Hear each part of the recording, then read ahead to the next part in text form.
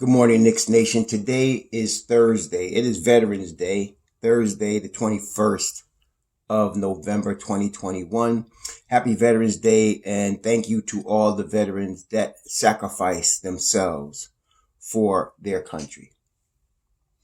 I hope today finds you healthy and COVID-free today, and that the needs of you and your family in terms of food and shelter and clothing are being met. Blessings upon those that work in the healthcare field trying to save lives. Blessings upon those that also pick up garbage for us to keep our streets and sidewalks clean. Blessings upon those also that make deliveries for our convenience. Double blessings on those trying to help and deliver and rescue boys and girls, babies, toddlers, men, women, and children and teenagers from the clutches of human trafficking and sex slavery operations that are going on a worldwide basis for the deceitful lust and perversion of men. Curses upon those that practice these things. Finally, blessings upon the homeless. 600,000 men, women, and children in the United States that today do not have a roof over their head, and millions around the world in similar conditions or worse. Blessings upon them, for theirs is the kingdom. And blessings on those who, even in a small way, trying to help. There was a basketball game last night, and there's so many subplots and things to go over with that game. The New York Knicks played the Milwaukee Bucks at Madison Square Garden and lost the game. The Knicks were up or down by 24 points, and the bench unit, who I termed Mobb Deep, came in the fourth quarter and outscored. They started off on an 11-0 run, even starting in the third quarter and then going into the fourth quarter. And this time, Tom Thibodeau kept them in the game rather than sub in players who are not playing well and who were not playing well. We'll talk about that. And the Knicks nearly pulled it off, came within 4 and were really coming. And then a controversial call on Obi Toppin stopped the momentum. And then Milwaukee came back and won the game. Milwaukee Bucks are the NBA champions for a reason. We talked about on yesterday when previewing the game how they grind, how their whole game is a grind, game after game after game. They grind every game out. They've learned to do that. And when a team does that and ends up winning the chip doing it, obviously they are masters at grinding. And so they showed that last night without Chris Middleton, without Brook Lopez. They come into New York City. And actually, the Knicks did a good job, or as good as you could do, on Giannis Antetokounmpo, who played 38 minutes, was 5 of 15 from the floor. He had 15 rebounds and 8 assists, showing that he's a MVP player. But he was held to 15 points, but he was plus 21. They did a good job against him. But overall, the defense sucked, as it usually does. And usually it's the first unit.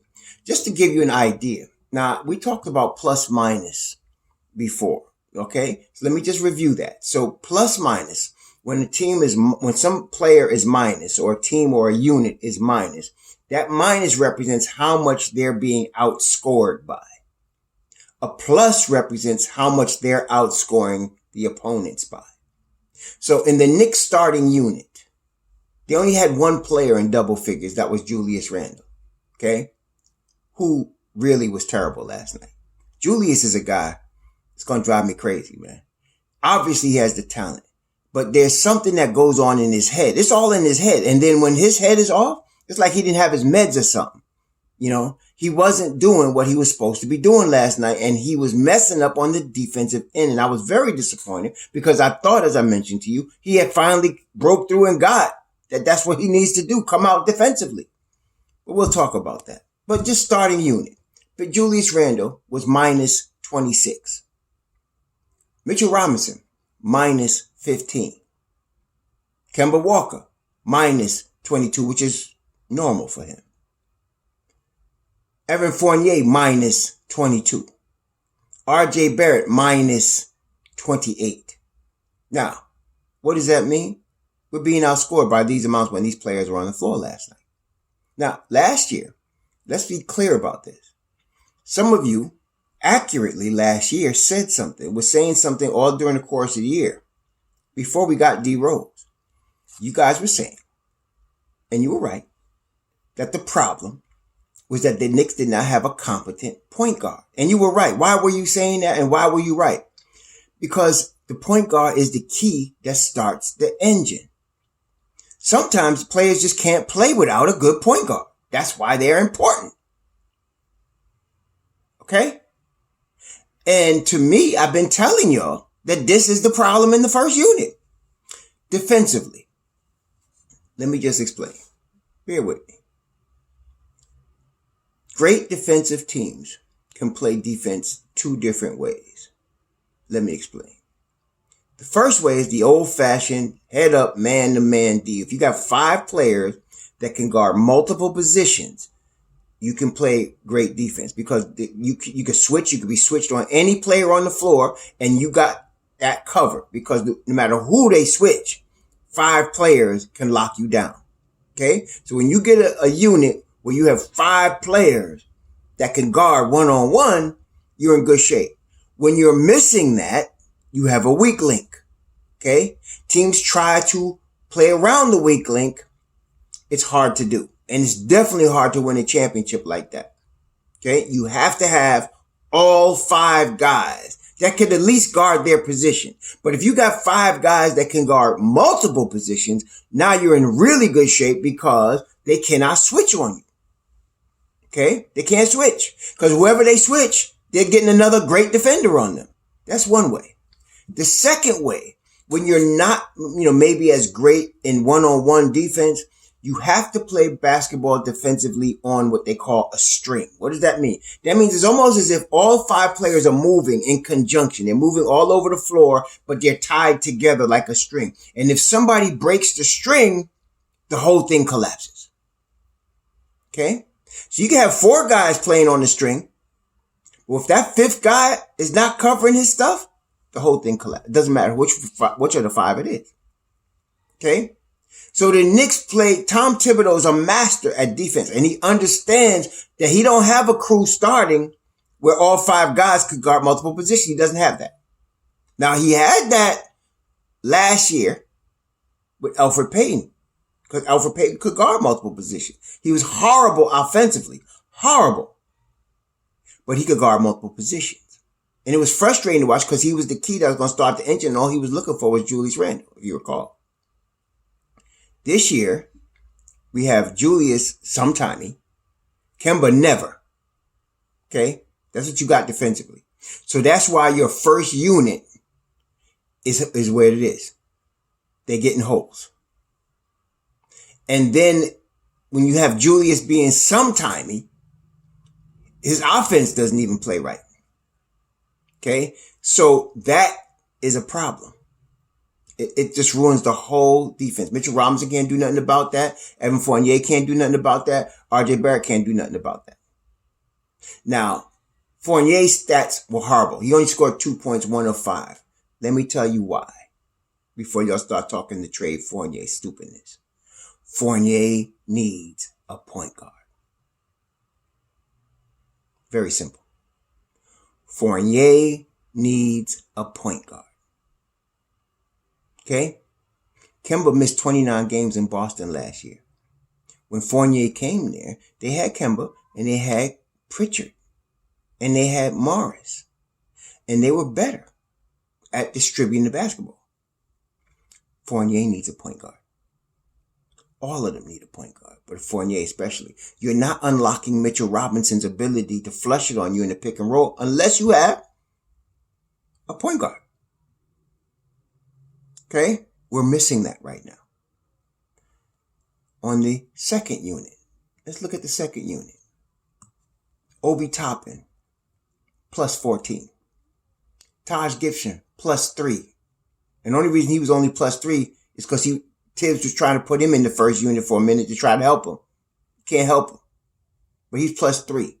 D Rose, plus 10. Alec Burks, plus 10. Emmanuel Quickley, plus 16. Obi, 21 minutes. What we been saying? Obi needs help. We said he needs at least 20 minutes. We've been saying that, right? 20 minutes, 5 of 9 from the field, 4 of 4 from the line, 6 rebounds, 2 assists, a steal, a block, 14 points. 21 minutes. D Rose, 22 points, 7 assists, 3 rebounds, 3 steals. Alec Burks, 14 points, 5 of 7 from the field, 4 of 7 from 3. Manuel Quickly, 18 points, 5 boards, 4 assists, a steal, 2 of 5 from 3, 6 of 12 from the field. That's what you need. Okay, that's what you need right there. And Gibson didn't score, but if you watch the game, his defense was beautiful. His defense was beautiful. See, Gibson could play man up D or D on the string. You got to have a little bit of an IQ to play it on the string, just to be, fair about it. And he does. You got to be able to play. You have to have a defensive IQ to understand how to play on the string. And you got to have the want to and the talent to play man up. At 36 years old, this man was locking people down last night. He was putting it on Giannis in the fourth quarter. Okay. So with all that being said, and then I looked at the post-game press conference, which Tom Thibodeau didn't talk that much. I will be disappointed if he comes out with that same starting unit against Charlotte on Friday. I would be very, very disappointed. I'm sure you all would too. There has got to be a change. We not even got to wait the 25 games to see this. I think y'all understand that. Because there's a pattern here. The first and third quarter, we're down. Why? Because of the starting unit. The game gets tighter when the second unit comes in. Why? Because they're better. Now, I'm not saying start the second unit. Don't get it twisted. What I'm saying is we need to tweak the first unit. And I told y'all the answer. Emmanuel Quickly should start. I don't care he's not a point guard. He's better than Kemba Walker. He should start, and you move Quentin Grimes in IQ's position, the shooting guard position on the second unit. That's going to help everything. Okay, even though Emmanuel Quickly's not a point, it's going to help everything. Keeps D Rose being D Rose. By the way, if he's not considered for both Sixth Man of the Year and the All-Star game, something wrong. D Rose. He is still the same D Rose that was MVP. He just can't do it for 82 games. In fact, he couldn't do it for 82 games then. It's just why his knee blew out. But he could do it off the bench, man. He's still D Rose. And he's even better now because the young D Rose that won the MVP couldn't hit a three. Last night, D Rose was 6 of 8 from 3. And that's not the first time we've seen that. So, I would be disappointed if Friday's game does not produce a change in the lineup. They need to have a change. I don't know what he's going to do, but my suggestion would be to start Emmanuel Quickly since he's been grooming him since the summer, and then bring Quentin Grimes into the second unit. Okay, some of y'all asking about Deuce. Don't worry.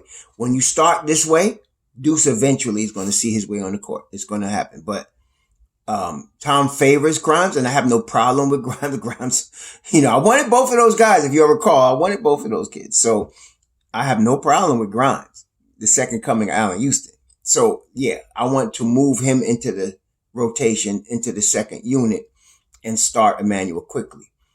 It's going to take a couple of games for them to adjust. They're going to be practicing it. But see, again, Tom was already preparing from the summer for that. So that shouldn't be too much of an adjustment. But, yeah, it was horrible. Julius Randle has to focus on defense and rebounding. He has to learn. And when I thought he had done it, he doesn't get it. He has to learn that his scoring is going to come. Julius Randle's a natural scorer also. He's going to get his points. He's going to get his touches. But he's got to focus on defense and rebounding. 5 boards in 27 minutes from Julius Randle, who's a double figure rebounder for most of his career. That's not going to cut it. We got out rebounded last night. We got out rebounded 50-38. 50-38. In the offensive boards, 13-7. There's your ball game. There's your ball game right there. I know they were shooting well, but look, they shot 26 of 50, which is tremendous, 52% from 3. We shot 16 of 37. We would be able to hang with them. See, this is the thing. Remember, we were down 24.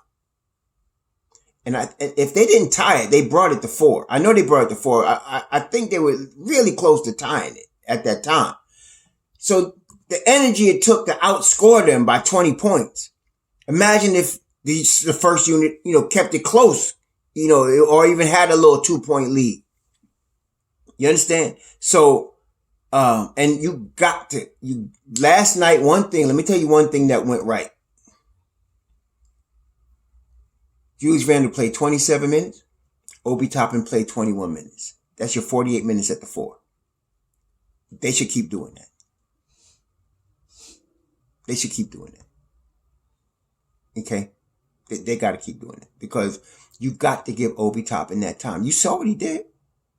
And he's been ready to do it this whole season. He just hasn't had the minutes. Okay? 21 minutes, 14 points. And he played 21 minutes and Randle played 27. Now, if you want Randle to play more, give him some small ball 5. Give him some small ball 5 minutes. Okay? Taj played tremendous, but I would not mind seeing Randle at the small ball 5, in that same Mobb Deep crew. I wouldn't mind that. They play really good if that was the case. Because now, guess what? He has a point guard. You understand? So, yeah, I want to see that continue, man. You got to keep Obi. Don't give me the Obi 9 minutes and then Obi 21 minutes because you're down. Keep that boy in the lineup. Keep him in the rotation. Give him those minutes. Quickly played 27 minutes. Burks played 29 minutes. Rose, of course, played 30 minutes and Taj played 25. I could give Taj 10 minutes less and if you want Randle, put him at the small ball 5 and run that crew. Okay? Because they could run. And they've shown it the whole season. They could run. That second unit is dynamic. And then you add Julius in there, I think would be good. So that's what, one thing I see. If you want to have a second unit and you want Julius Randle to play gazillion minutes, you could do it that way. Okay. But, you got to have a point guard in the first unit. It's as simple as that. You got and Julius has got to, I don't know what it is. I don't know what it's got to get through his mind. He'll say it like in the press conference. He'll say it, I got to focus on defense. We got to rebound better. But then I don't know what happened. He goes on the court and something happens and it's not there. And he gets taken out of his game completely. Okay. As he was last night. But part of it is if you're running with a point guard, it'll help him get in his rhythm. Seriously. You're running with a point guard that knows what he's doing or that's a threat. Kemba's not a threat. 1 of 7 last night, 0. How many times we got to see the stat line? 1 of 7 last night, 0 of 3 from 3. Didn't even go to the line. 2 assists, 1 steal. And no defense, -22. How many times we got to see the stat line? For some of y'all understand, this is not working, man. It's not working. Here we are. Now, on a positive note, it's 12 games. The Knicks were 5-7 last year after 12 games. 5-7. This year they're 7-5. All right. So gotta admit we're doing much better. But the problem is this, the overall frustrating thing for me is that the Knicks we're beating ourselves. If we just weren't good enough, if we just didn't have the talent to compete and we were doing this, that'd be something else. But of those 5 games, I think I could safely say we should have won 3. We should be 10-2 right now. And it's simply lineup changes. We've been playing 5-on-4. I've been telling y'all, we've been playing 5-on-4. I hope Tom finally makes the move that he knows he's got to make. He got to do that. Okay. So we got Charlotte tomorrow night. Charlotte, I'm telling you, man, I told y'all they're going to be good. And they got off to a slow start, and that's what's helping us because they just got their crew back. But they beat the Grizzlies last night, and the Grizzlies are good. And Grizzlies just got back Dylan Brooks last night. I watched some of the game. He's just getting rounded into, shape, and he's now just starting to get his rhythm, so that's why he wasn't really himself last night. But Dylan Brooks is the deal. Also, as we have seen, he has killed us on a number of occasions. He played 26 minutes and scored 20 last night off the bench. They're bringing him along slowly. They're going to be rough once he comes back strong.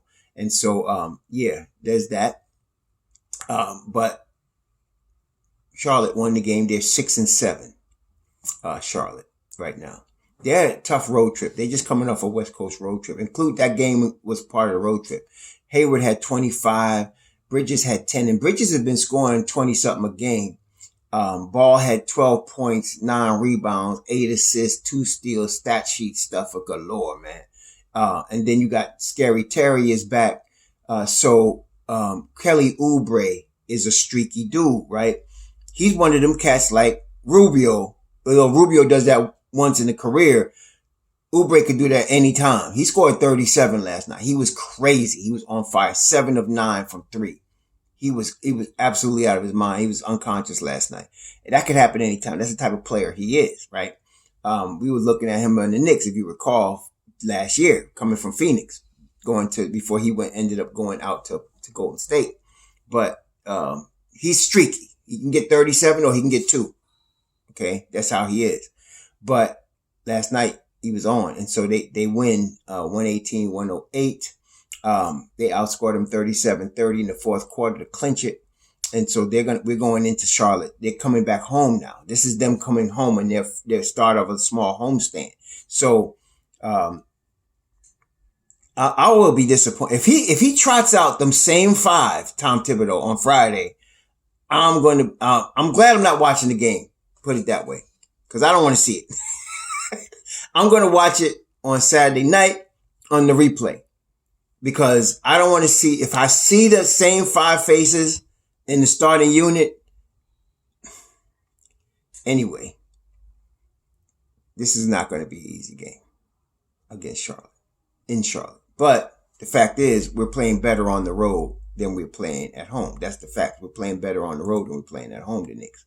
So that we have going for us going into Charlotte. But you know what my problem is going to be is this whole Kemba homecoming thing. And they're going to want to see Kemba. And of course they want to see Kemba because they know they whoop our behind if they see Kemba. But anyway, you know how I feel about that. Like I said, it would work itself out, eventually.